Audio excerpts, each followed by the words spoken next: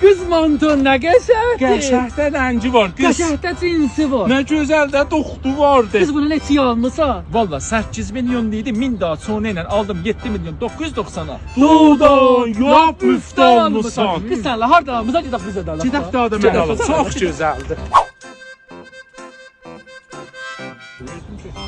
Uşaqlar, taza İsveç şalvar almışam. Nə cürdür yaraşır? Məsud, ev şalvarını mən niyə eşiyə Baba giymisən? nə ev şalvar İsveçdir ha babək. Hələmənə pul da vermisən. Müftə verərlər hə. Neçə vermisən buna? Baba bir pul verməmişəm, 50 min pul vermişəm. 50.000. Nə xəbərdir? Bazar ağzında bunu dərs vuruşlara 30 minə Baba verir. bu olmaz. Baba uşaq görsən təliyiblə bilə. Baba bu dəri, baba bu Xaç görəm bunu baha Sıxad aparaq qeytərə. Baba nə çıxar? Baba, sıxad mən qeytərə. geyimə Baba, 20 min basıblar bilə.